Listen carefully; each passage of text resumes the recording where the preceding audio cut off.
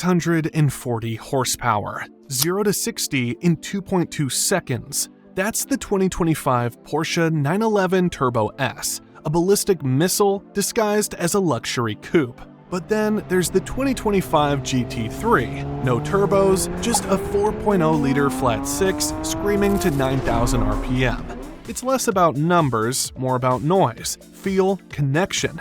So which one's the ultimate 911?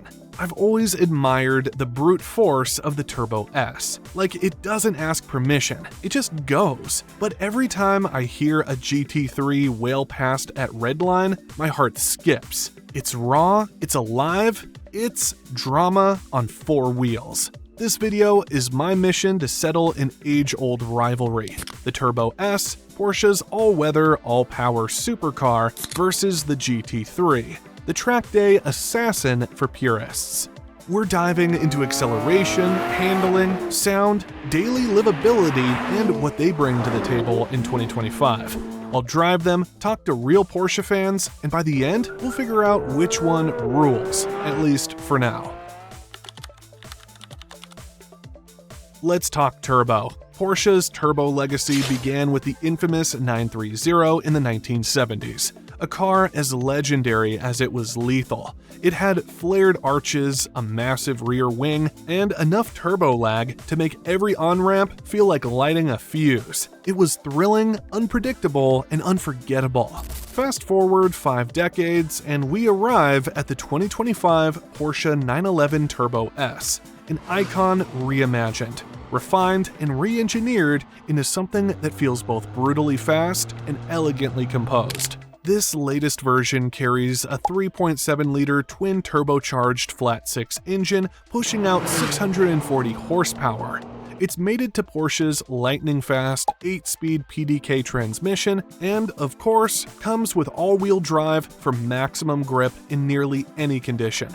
Performance-wise, it's staggering, with a 0 to 60 mph time that hovers around 2.2 to 2.6 seconds depending on spec and conditions. The Turbo S doesn't just accelerate, it warps reality. You don't so much drive it as launch it. Rain, shine, freeway on-ramp, or mountain road, it simply hooks up and disappears.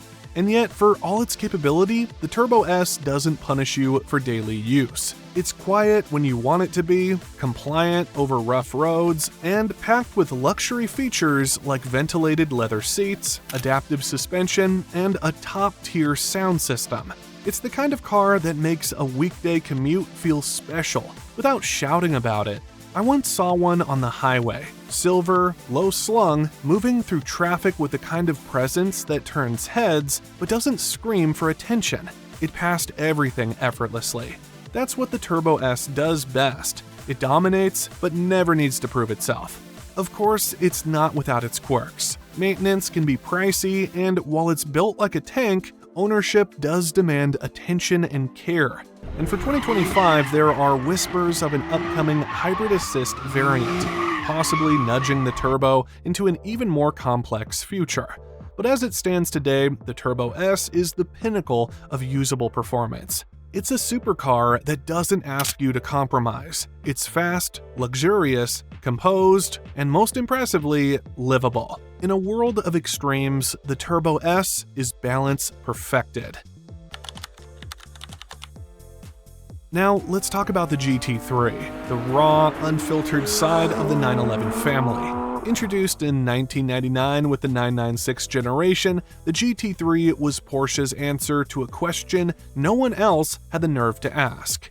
What if we sold a road car that thinks it lives on a racetrack? From day one, it's been a car built for engagement, not just speed. The 2025 GT3 continues that tradition with conviction. It's powered by a 4.0-liter naturally aspirated flat six that sings all the way to a 9,000 RPM redline.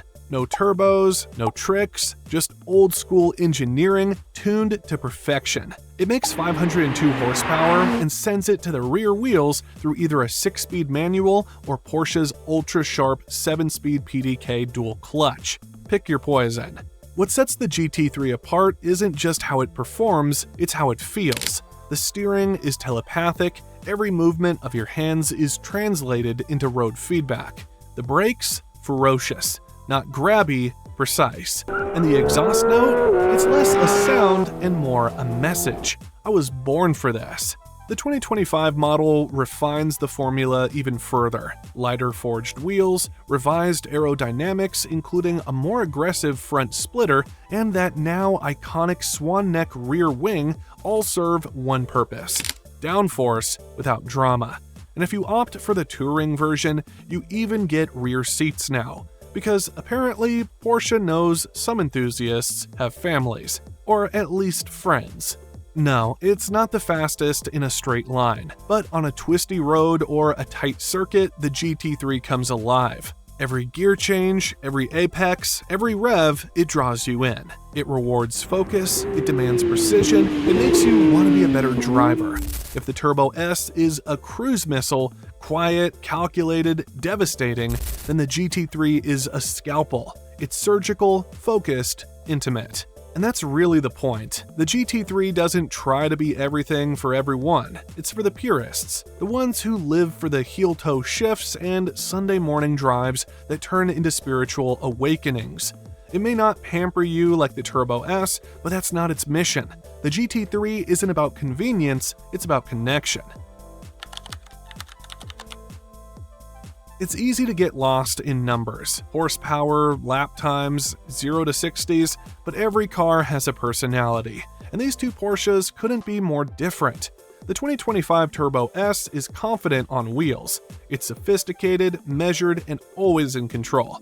If it were a person, it'd be the executive who doesn't raise their voice because they don't need to. They just get things done. It's the car you'd trust to take you across the country in comfort. No fuss, just precision. Then there's the GT3. It's the enthusiast, the person who's always reading driving books, debating tire compounds, and planning their next track day. It's intense, but in the best way. If the Turbo S asks, how fast do you want to go? The GT3 replies, how alive do you want to feel while doing it? Driving the Turbo S feels like an elite machine working with you. You input a command, it executes. Smooth, relentless, and composed. It masks its speed so well, you often check the speedometer just to confirm you're not dreaming.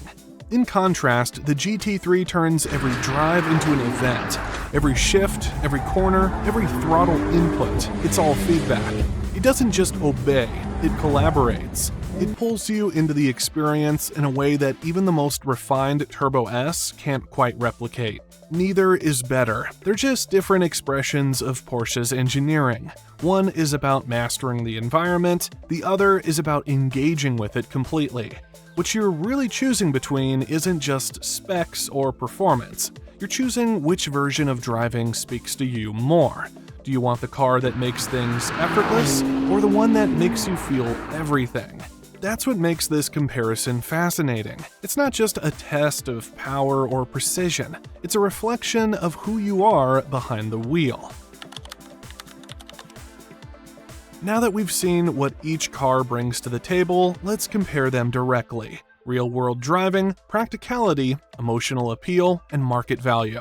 Let's start with the Turbo S. In a straight line, it's a rocket, 0 to 60 in as little as 2.2 seconds in the right conditions. Pulling 1.12 Gs in corners, this car defies physics. It's not just fast, it's ruthlessly efficient. Launch control feels like teleportation, and yet on your average commute, it's composed, quiet, the exhaust note is subdued, the cabin serene. It's a beast, sure, but one wearing a tuxedo and sipping espresso. The GT3 takes a different approach. It's not about sheer numbers, it's about engagement. With 502 horsepower and rear-wheel drive, it's less powerful than the Turbo S, but it feels alive in your hands. The steering is communicative in a way few modern cars can match. You feel the chassis, the grip, the balance. It begs to be pushed, not recklessly, but purposefully. On a winding back road or a proper track, the GT3 transforms the drive into a performance. In terms of everyday livability, the Turbo S edges ahead. More cargo space, smoother ride quality, better noise insulation, and all-weather all-wheel drive. If you need one car to do it all, this is the one. But the GT3 counters with intangibles, emotion, purity, a sense of connection that can't be measured on paper. It's louder, firmer, and less forgiving. Yes, but for the right driver, that's exactly the appeal. And then there's value. Both hover around the $230K mark. $230,400 for the Turbo S and $224,495 for the GT3. But GT3 availability is a challenge.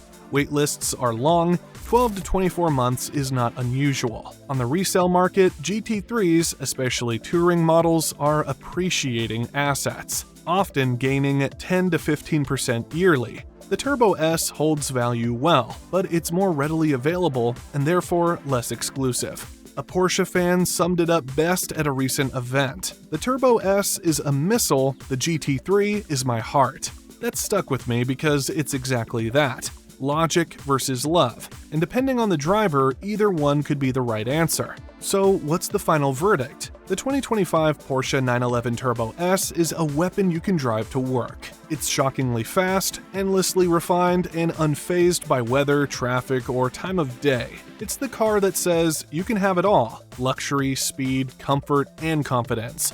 The GT3, though, that's something different. It's less about raw performance numbers and more about the way it feels. It's about interaction, sensation, and those unforgettable moments on a mountain pass, chasing redline with every shift. It doesn't make life easier, it makes it more intense. And that's the magic of this comparison. There's no wrong answer. The Turbo S is the ultimate all-rounder. The GT3 is the purist's dream. One's the perfect daily, the other is a Sunday morning ritual. It comes down to what kind of driving soul you are. In 2025, both face challenges, mainly getting your hands on one. Expect to pay $20,000 to $50,000 over MSRP depending on spec, location, and availability. But the GT3, it's scarcer. Demand is still through the roof, and production slots are precious. You'll wait and you'll pay, but for many, it's absolutely worth it. Personally, that GT3 howl at 9,000 RPM, it's addictive. It stays with you. But come December, when the roads are slick and cold, the Turbo S starts whispering in my ear with its heated seats and all-wheel drive traction. And I listen. So now, I'll throw the question to you. Turbo S or GT3? What's your vibe? Let's hear it in the comments. Are you team comfort and capability, or are you chasing redline and cornering G's? Hit that subscribe button, smash the like if this showdown helped you out, and don't forget to share it with someone who's still trying to decide between the two. And hey, Porsche, if you're listening, make more GT3s, please. The people are waiting. Until next time, keep your tires warm and your revs high.